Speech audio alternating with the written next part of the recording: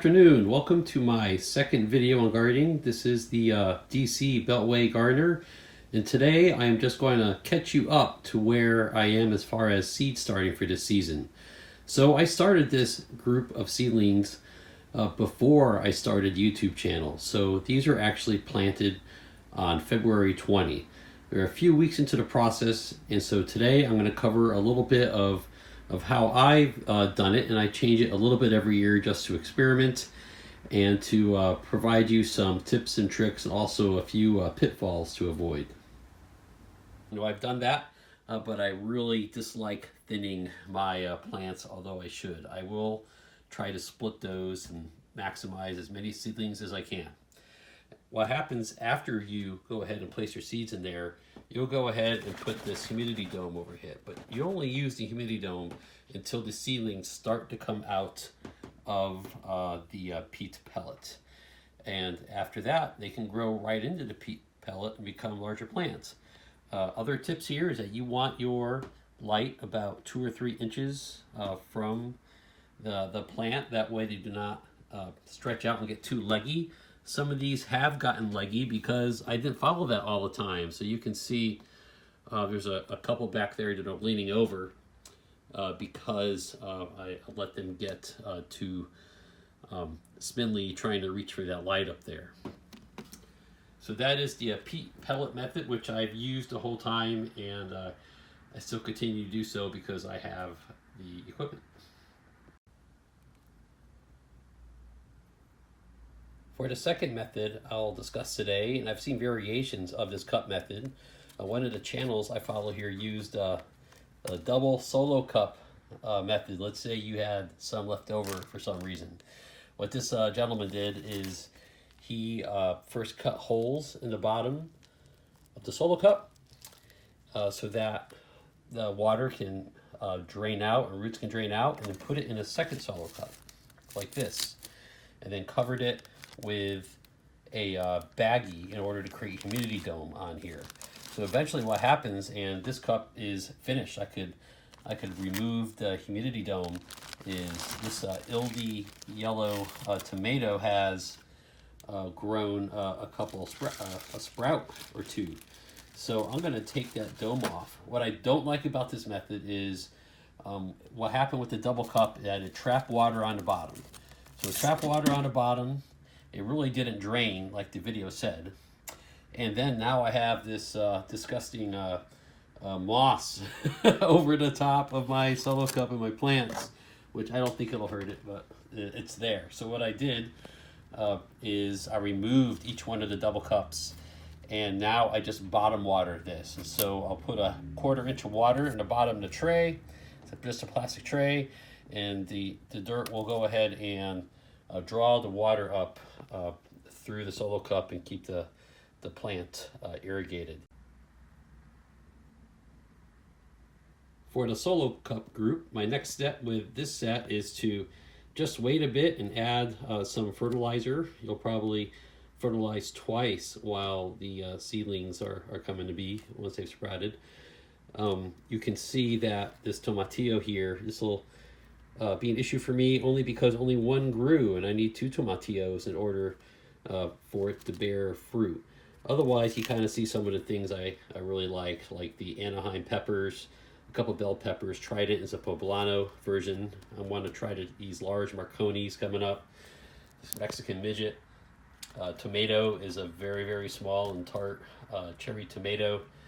And over here, what we'll do later today is I'm going to separate these into their own cups. I'm going to use solo also, but cutting holes on the bottom like described before, and giving each of those plants their own cup. So I'm really happy with Cherokee Purples and Pink Ozarks.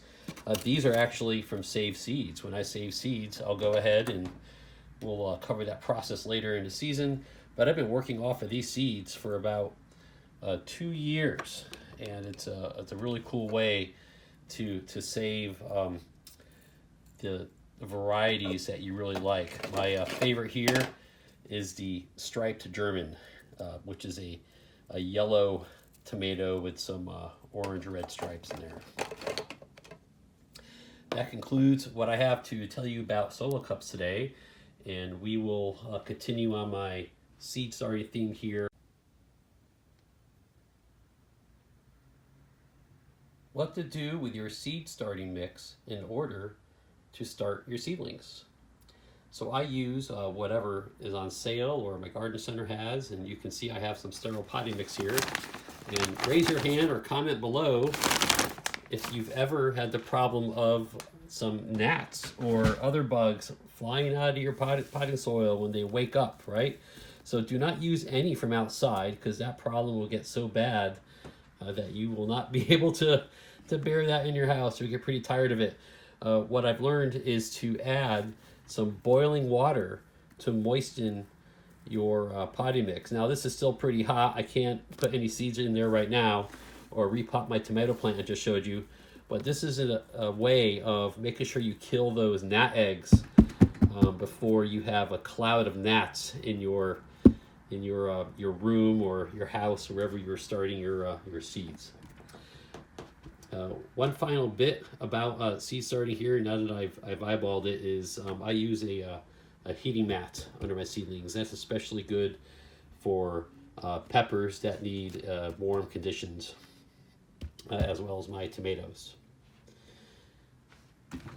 So at this point, you can still get your own bag. It's early March, and I'm going to use this to start some chard and kale inside, in addition to repot my own tomatoes. From here, I will split these seedlings carefully and plant them down in my new solo cups.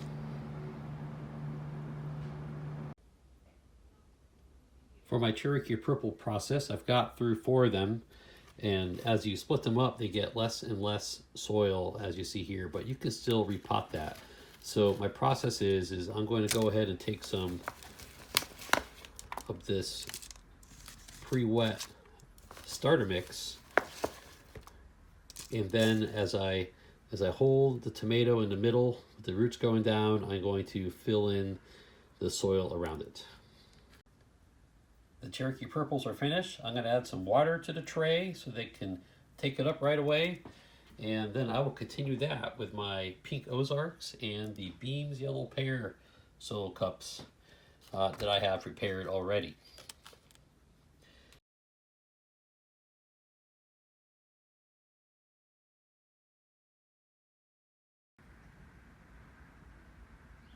This section is about winter sowing. I use this method very frequently. I use it because I run out of space inside when I start under grow lights. All these things eventually have to be potted up, and then they have to be brought outside to harden, because the grow light does not mimic everything that the sun does. So what you have to do with seedlings that you start inside is harden them little by little, maybe in the shade, in a half an hour. That way they don't get under too much solar stress when they do go outside. The benefits of sowing outside in a container like this right away is that the seedlings grow up while exposed to the sun. Today we're going to go ahead and prepare the seedlings in a old spinach container. You could also, which I'll do later this week, is cut open this milk jug in order to create winter sowing for things like onions and other flowers. I use this method for chard and kale. I do it for annual flowers so that they're ready sooner. I've also done onions in this, and they split apart pretty well. One man's trash is another man's greenhouse, and these items are perfect if you're remember to save them over the winter. Let's get started. Where do you find your planting date information? I like to use the app called Seed to Spoon. You put in your zip code, and it tells you when your last frost date is, and it backs up to give you when the outdoor window for chard and kale is. Now it's mid-March right now, so I'm a bit late if I wanted to start my chard and kale under the grow lights. So instead, I'm going to go right outside and give it a boost by giving it its own greenhouse in a salad container. we are in the window to plant outside for chard and kale, according to that app. I am using my seed starting mix that I prepared with some boiling water to kill the gnat eggs. And I'm also putting them in these peat pots that I marked. For instance, that'll be an El Dorado chard, and I have this in Swiss chard to plant. Since this is going outside, you don't need to do the boiling water method with this. I'm just using it because it's right here. But if you have potting soil outside, you can go ahead and use that because it's staying outside. That way, there's really no problems with bugs coming into your house. So I'm just going to go ahead and scoop up some potting soil and just pack it in a little bit. And that's where the seeds are going to be placed on top. I placed the peat pots in my spinach container after filling them with potting soil. Now you do not need to use these peat pots. I'm just doing this to just be a little convenient when I go plant these directly into the ground. What I've done before is I've just covered the bottom with dirt, and I've done that for many of the flowers that I do outside, and I've done it for growing spinach as well. Then you can just scoop up the roots under the plant and go ahead and put them in your raised bed. I did that for a climbing Malabar spinach last year. So we'll start with the Swiss chard. This is El Dorado. As you can see, each one of these has multiple seeds inside.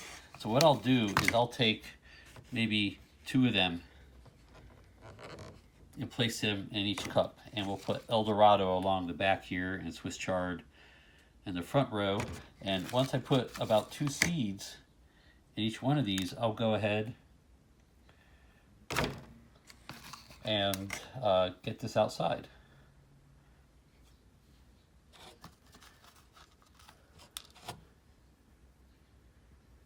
We'll also cover that with potting soil. I just repeated this process with 2 containers, so now I have 8 plants of chard and 8 with this prism kale that it's curly and it's pretty good. Let's bring these outside. The most fun part of winter sowing is putting your setup directly in the snow, which I think is hilarious and it works great. So we'll get to that spot here, but first I just wanted to take a look at my garlic bed. So I had shoots coming up, there's snow sitting on there, and they're gonna be okay. So I tried to mulch them up as much as I can.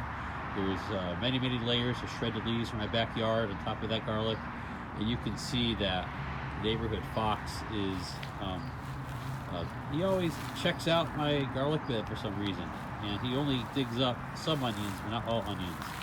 But we'll go ahead and put these right near the snow on the ground where they're going to get light for most of the day. So I'll use the south end of my trellis.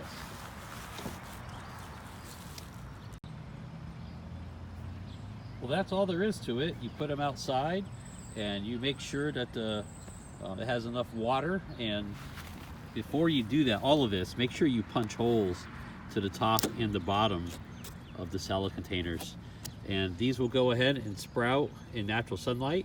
The benefits is that you don't have to harden them. They're ready to go outside. I might even pot these up into a larger plastic pot if give them a chance to grow individually before I put them in the ground. When I put them in the ground too small, they don't seem to do well, but maybe I could encourage it to grow a bit. That's all for winter sowing. We'll try a different method later. Until then, I will see you later. Winter sowing, method 2, and I'll call this winter sowing for procrastinators because I should have done this in February. It's mid-March now. We'll do it anyway because Seed to Spoon says outdoor window for onions and shallots are March 16 to April 13. So it's fine. We'll go ahead and get started anyway. So take your milk jug,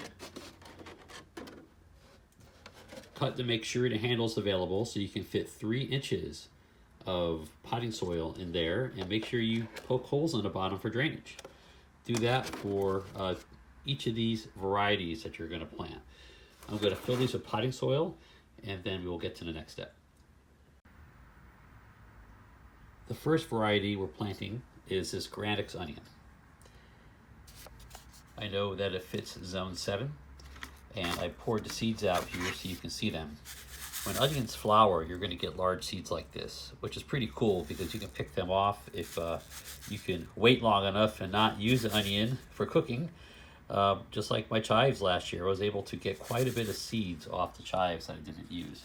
But we'll go ahead and you could either spread these in rows in there or just sort of sprinkle them around and cover them with a little more topsoil. Next, we'll do the same thing with the shallot. I meant potting soil, not topsoil, when I spoke of the last container. But we'll go ahead and just sprinkle these around and add some more potting soil. And now we move the onions outside here. And that's all you have to do. You just keep them outside. I'm going to add some duct tape to keep it closed once I track some of that down. But I'll go ahead and use a tomato pole or something else just to weigh them down a little bit so the wind doesn't knock them over. And that's it. Now we wait.